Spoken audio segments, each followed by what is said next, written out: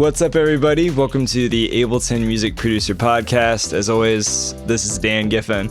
I hope you all had a happy Thanksgiving and Black Friday. Hopefully you didn't spend all your money on plugins, because Ableton Live has a lot of really good stock stuff, especially in Live 11. So I sent out a short email with my favorite Black Friday deals this year, and if you join the private Facebook group that I opened up since early COVID for everybody to join, you could just go to Facebook, type in Live Producers Online Members.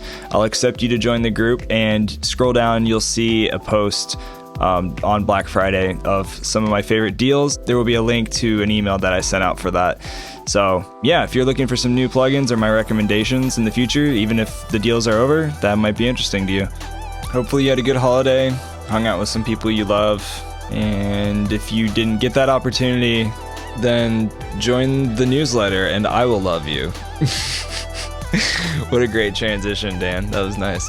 Anyway, yeah, if you want to join, just go to liveproducersonline.com/newsletter, and I would love to see you on the other side, and you'll be the first to know when new podcast episodes go out, which will be a lot more often, actually, in the near future. Very excited about that. Big thanks to Melodics for making that happen. It's a great company, and they're supporting this podcast. If you don't know who Melodics is, go to melodics.com. It's an app you can download to your desktop, and you can plug in your MIDI keyboard or your Push 2 or a lot of different MIDI controllers. You can plug in your electronic drum set, and it'll actually teach you how to become a better drummer, finger drummer, keyboard player. It's pretty awesome. They have a lot of lessons, and actually I was surprised when I downloaded it and started really diving into these lessons how good a lot of the songs are. Like, they had a really huge library of different genres you can choose from, and it's really fun that way. So I definitely recommend checking out Melodics, melodics.com. Use the discount code LPO-20. You can save 20% on your subscription. They had a killer Black Friday deal. It might be over by the time you're listening to this. So LPO-20, melodics.com. Check them out. Give them some love. Today, I'm very excited about our guest. Her name is Tani, and she produces under the name Legwurk, Legwurk. She also is very active in the trans rights community. She also plays bass and keys in the band Still Woozy, which I personally am a big fan of. Really cool indie pop band. But yeah, this is her latest track called Dusty, and we're gonna listen to it, and then we'll dive into today's episode. So thanks everybody for listening. Si pedimi esa labio independent. Can I just sip in a visit? I won't test you when it's deep, deep in the water. You're with every single dollar. It said I can be your father. What's wrong with the mother? Don't ask me to quit. Not with it. Don't ask me to borrow.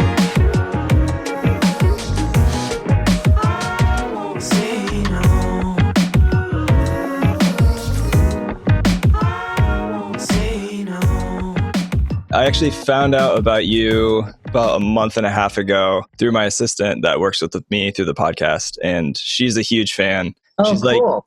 like, you ever heard of Still Woozy? And I was like, of course. She's like, oh, you should check out this girl. Her name is Legwurk, and she's awesome. And I was like, dope. So yeah, and I like what you're doing, and definitely have a similar vibe and a similar sound. Obviously, you're part of the group, so it makes sense. And for people who don't know you, Tani, she is a solo music producer, indie pop artist under the name Legwurk, Legwurk. She plays bass in a band called Still Woozy and advocates for transgender rights through her music and her platform. So thanks for hanging out today. It's good to see you. Yeah, you too. By the way, I just want to say you win best Spotify bio, in my opinion, because I mentioned earlier I found you a couple weeks ago, and your bio on Spotify says, "Hi, I'm Tani. I make music in a basement next to a very loud toilet. Love you for listening." And I think that's like great. That's so great. So does the toilet interfere when you're like recording vocals or tracking at all? You know, it comes and goes. The plumbing is like inconsistent. So it's like sometimes I got to wait it out, you know, or focus on something DI for a second and then go back to some mic recordings. Yeah. Or it could make for some really great sound design. If you get like a good flushing sound, you could probably reverse it and turn it into a sweep. or something Oh, like yeah. that. That could There's be an nice. idea. You can have that. But yeah, so tell us a little bit about Legwurk. How was that born? How did that come about? Sure. Well, let's see. I think I started deciding I wanted to try my hand at pop music maybe 3 or 4 years ago. Kind of same time around when Still Woozy got off the ground. So I was like, I want to try and make music that's like digestible and still unique. Before that, I made a few like folk records and like math rock kind of stuff. Like that was like my origin story, music like that, which was written for musicians mostly, or like really geeky folk musicians. And so like it it had its limits. It was fun, and I definitely wasn't as skilled in like my singing or like arrangement ideas as I am now. So I'd say Legwork started about 4 years ago in my mind, Yeah. and only finally launched this year once Still Woozy was touring less and I had some time to finally push the stuff I've been working on. Dope. Yeah.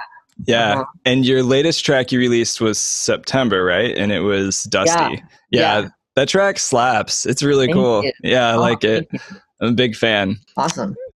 This is the Ableton Music Producer Podcast, obviously. So you're an Ableton user. How did you get started into Ableton Live? Like, when did that come about? Probably same time, like 4 years ago. I think before that I was using Logic, and I just found it to be way less intuitive for me and just like way less like fun to look at. I feel like Ableton's like a game.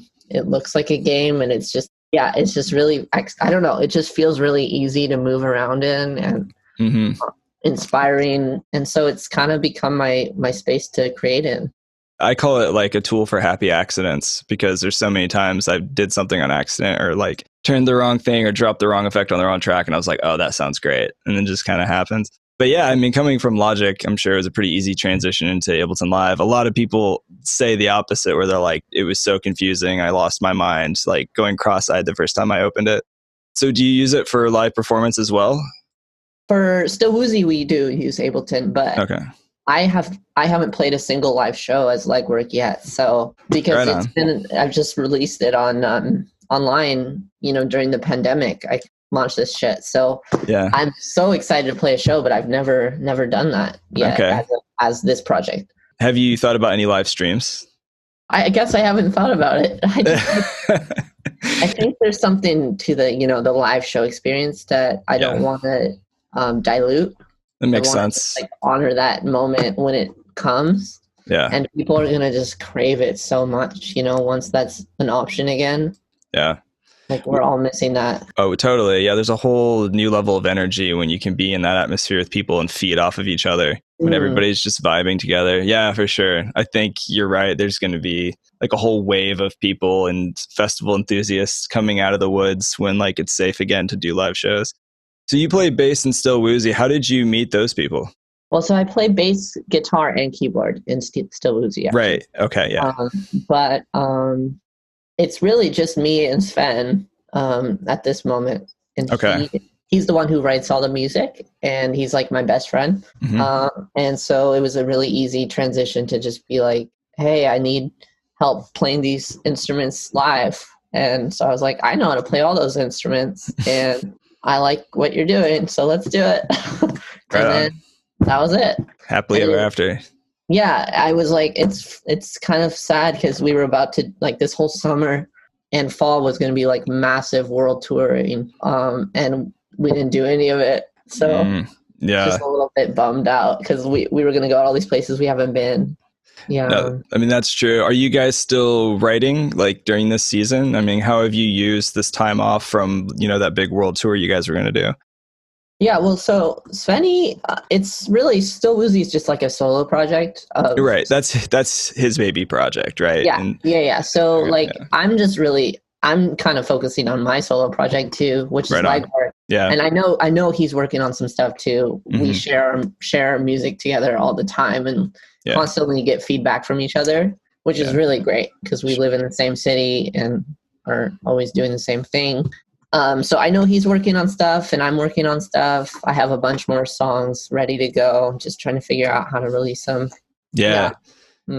Yeah. Well, I mean, I'm excited to hear more for sure. And obviously this is a great season for a lot of producers and artists who are locked at home to really invest in their passion. And it's good therapy. Like for me, more than anything, it's just like, it's therapy really, especially at this 100%. point. Like, I don't know what I would do without being able to make music during the last 8 months or so. Completely agree. What is the next step for you with Legwurk? You know, obviously you've been writing music, you haven't played your live show yet. Is that like the next step? You're just like working towards building a live show when that day comes? To be honest, I'm just working on building fans. I don't really know how to do that. I think I'll trust it'll just happen in time. Yeah. And I know I do have some fans, but you know, like yeah, for sure. To a point where it's like supporting my life and like I can do it as my job. Which right now I'm kind of in between, not quite there yet. Right. But yeah, no, I'm just kind of working on, I have an EP, like 5 more new tracks that are done. And I'm thinking about how to release it right now. I'm just trying to figure out if I should just keep self-releasing or, I don't know, try and find a label or. Sure. I'm sure you know a fair amount of people that could make that happen as well. If you did want to have an extra push with the label, I'm sure that you've got options. It seems like I might, which is good because I think I'm pretty tired of doing it all on my own, you know, and I think there's only so much you can do. No, this is true. Like, that's something I always tell my Ableton students is like collaboration is key. The more you can collab with other people that like complement your weaknesses and your strengths, like that's a good thing. You go a lot farther for sure. I've learned that the hard way many times. Yeah. Yeah. And like, if you decide to set up a live stream, I actually teach that for a living. So I'm an Ableton certified trainer and I work with artists all the time for doing that kind of stuff or like setting up a live performance and stuff. Awesome. So if you ever decide to like go all in that route, like hit me up. I'm definitely going to do that. Yeah. I mean, right on. Ableton is the way to do the live thing too, for sure. Yeah. It's a black hole. Yeah. Yeah. And we've been, you know, finessing that a lot. It takes time, but like that, because with Still Woozy, it's like we have backing tracks going through Ableton and then live instruments and like syncing everything, having the click go to my ears. Like it's a whole yeah. game. Yeah, for sure. Do you have like an interface that you're using right now? What interface do you use? Apollo Twin. Oh, beautiful. Okay.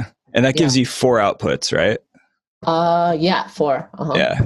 So you could easily have stereo outs with a click. That's I love that thing. I love the plugins. Do you play with the plugins? Well, with UAD? I think you have to buy them, right? Like, because they don't. It comes with some. It comes with a few. Oh, really? The only one I use is the preamp. Oh, okay. The 610. Yeah, that thing's nice. What are some other plugins you like on there? I would say the LA2A for a compressor is really nice. Oh, cool. Yeah, the LA2A, it's so easy. It just has 2 knobs, and one is just for the threshold, the other is just to turn up the output, the gain. That's fun. So that thing's really nice for any instrument. It's great on vocals, anything. Wait, the LA3A, do you mean? Or the LA? The 2A Legacy. It should come with the 2A Legacy. I think you might have that.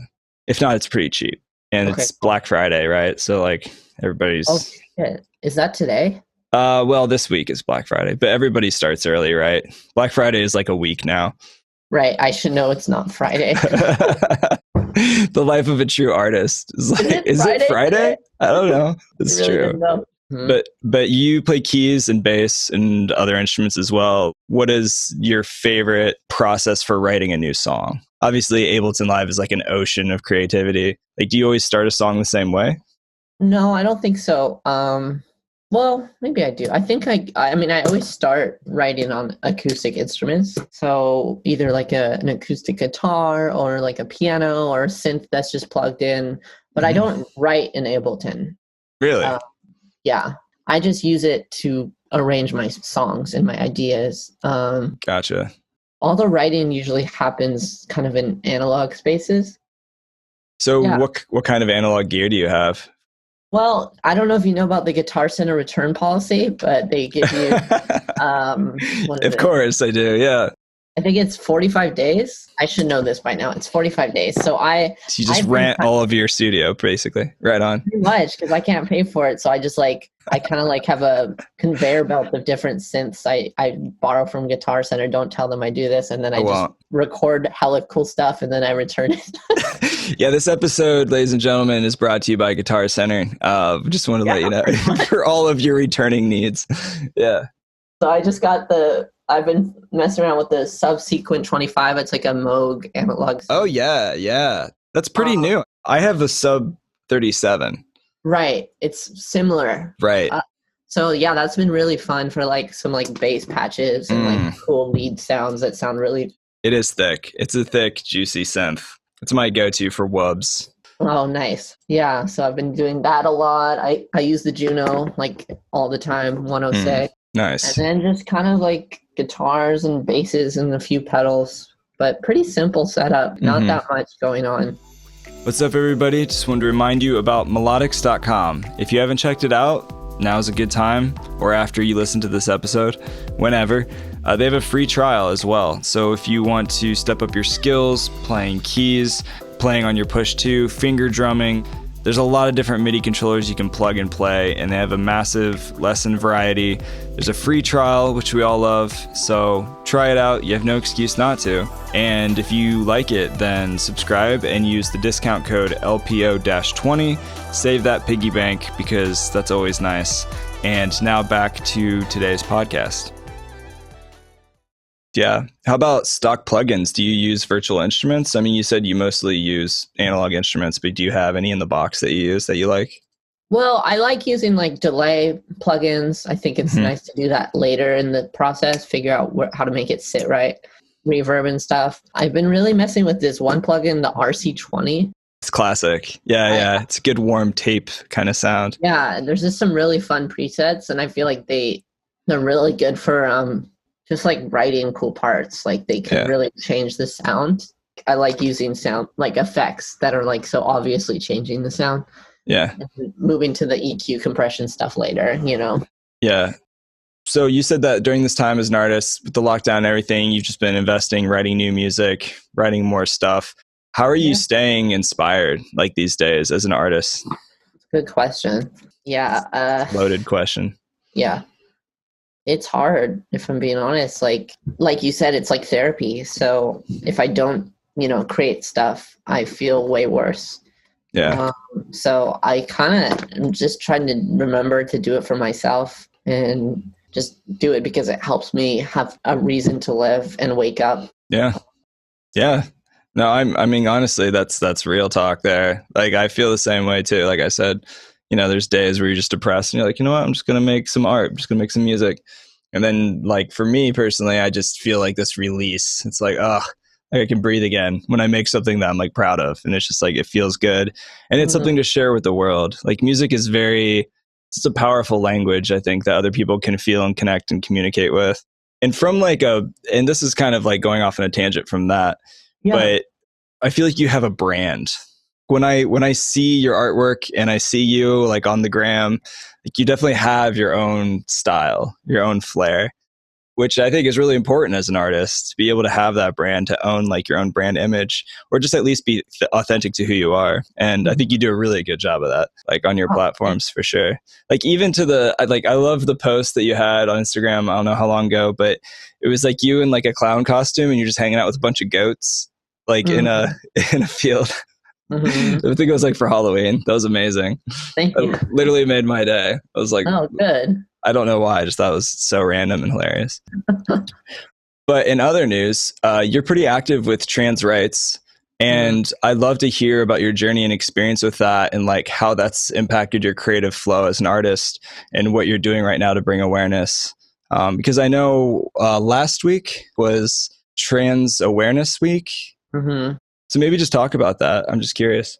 Yeah, sure. Well, I think the music industry, almost every industry, is pretty much dominated by white men. And it's kind of a bummer. And most of the songs these days I'm writing are about my transgender experience and about what it's like to go through this and what it feels like, and it helps me like process this whole experience. Yeah. So if I'm not honoring my platform or like my ability to write and make stuff that I can share as a platform to express trans visibility and fight for trans rights and just show people that, you know, trans people are just normal people that do stuff. Yeah. I feel like it's like pretty much the only, it's like, if I didn't do that, I would be dishonoring my position of privilege, which allows me to make stuff and be listened to, even on a small scale. Yeah. So, I mean, the hope is that I can reach more people, and then more people are like, whoa, cool, she's trans. Hell yeah, I love the music. I don't care that she's trans. Like, that's the point. Like, it doesn't matter. Yeah. It's just like one aspect of who you are. Yeah. People be so judgmental and shut down based on one aspect of an individual just doesn't make sense to me. I 100% agree. And that's one reason I'm excited to have you on the podcast. And I think it's great that you have that mentality. And you're right. The music industry does have a history of being run by like privileged white men in a lot of ways. And so, but I have hope in knowing that I think there is a lot more diversity and awareness happening now more than ever in the industry, which is really exciting. And I love that you're willing to be vulnerable like that with people. And I think that goes back to the authenticity of like making art and music that's true to who you are. That like really resonates with me. So I love that. Oh, yeah. It's definitely like, there's like an aspect of self-preservation that's very important in artistry too. How much can you give and how much do you need to hold for yourself to just sustain this life? And I think there's a cost to be an artist too, you know? So yeah, navigating that balance. What do I need for myself and what can I give? No, absolutely. You're right. You have to have thick skin to be in this game of like pursuing to be a full-time artist, because there's always trolls, you know, like, and like there's that one person that like you put hundreds of hours into a project and they comment on your post and they're just like trash. You know what I mean? Like for me, I actually kind of look forward to that because it's hilarious to me now. So you're right. You do have to have thick skin, because when you put yourself out like that, you're just opening up the world for more people to see you and to judge you in whatever way they choose to do that. But say, I don't really give a shit about, people can love me or hate me, but I'm just going to be me. That's all that matters. Right. It's all that matters until you have to pay the bills, and then it's not. Right. Right. And that's the stressful bit. Yeah. But no, you're right. Paying the bills is nice. That's always good. So 2021, what are your goals this next year? If you could do anything, what would that look like for 2021? Well, I'm going to put out an EP. Right. Five or six new songs. I mean, to be honest, I have my first release January 1st, but I might push it back. Okay. I'm not sure. I was advised that that's a really bad day to release. New Year's Day. Yeah, so I might have to change that. And then just like finally I'm ready to start doing some music videos, which I haven't done yet, but I have some really fun concepts. And I don't know, I want to do that. It would be so cool if I had some support to make these ideas happen. Yeah. That's kind of why I'm like interested in maybe label shopping a little bit, because I feel like I have so much I want to do. And so I think that's the big goal, is like getting a team that could help me a little bit. Yeah, that would be great. That'd be cool. Releasing stuff, you know? Mm-hmm. Yeah. I mean, I know a couple Ableton certified trainers or people in like the music tech community that are really for transgender rights and actually do a lot of music production and advocating in that area cool. for the LGBTQ community as well. Might be great to connect with them, and I can do that in an email if you'd like to. They'd be a great resource, possibly. Fine, yeah. So where's the best place for people to connect with you in the future for this new EP, for your future endeavors? Probably just Instagram. I mean, I probably should be elsewhere, but I'm going to probably start putting YouTube videos up soon. But mostly Instagram I'm pretty active on. Cool. Yeah. And what's your handle for people to follow you? It's just Legwurk. So Legwurk. Yes. Right on. Tani, everybody, thank you for joining the podcast. It's been good hanging out with you. You too, and enjoy Portland. I'm sure it's hella warmer than it is in Indianapolis right now. It's pretty freaking cold. Oh, wow. Yeah, so enjoy that. Yeah, you too. Be in there. Yeah, take it easy. Hey, big thanks for listening to the podcast. I appreciate all of you. If you want to stay connected and know when the latest podcast episodes are up and more, then join the newsletter. can connect with you better there. liveproducersonline.com/newsletter. Also, if you're listening on Apple Podcasts, please leave a review. That actually makes a huge difference for me. So if you are into it, please leave a 5-star review. That would be amazing. I love you guys. Also, if you want to purchase Ableton Live, if you purchase Live 10 Standard or Suite now, you will get the equivalent upgrade to 11 when it releases in 2021. I would love to hook you up with a deal. Just go to liveproducersonline.com/buyableton. And yeah, thank you for listening again, and I will see you guys next time.